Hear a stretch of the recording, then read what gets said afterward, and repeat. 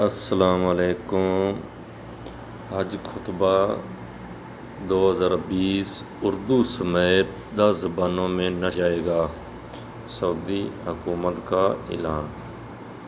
خطبہ حج 2020 اردو سمیت 10 زبانوں میں نشر کیا جائے گا۔ ریاض سعودی حکومت نے امثال حج کا خطبہ اردو سمیت 10 زبانوں میں نشر کرنے کا اعلان کر دیا۔ عرب میڈیا کے مطابق حرمین شریفین کے امور کی کمیٹی کے سربراہ الشیخ عبدالرحمن السدیس نے اعلان کیا کہ اسلام کا پیغام دنیا بھر میں پہنچانے کے لیے خطبہ حج 2020 کو 10 عالمی زبانوں میں نشر کیا جائے گا۔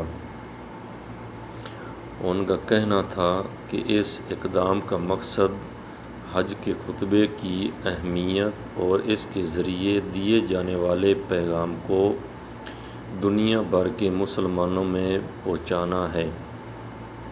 الشیخ عبدالرحمن السدیس کا کہنا تھا کہ امثال عربی میں دیے جانے والے خطبے کو اردو، انگریزی، فارسی، بنگلہ دیش، ترکش، فرانسیسی، چینی، روسی، حوثیہ اور مالی زبانوں میں نشر کیا جائے گا۔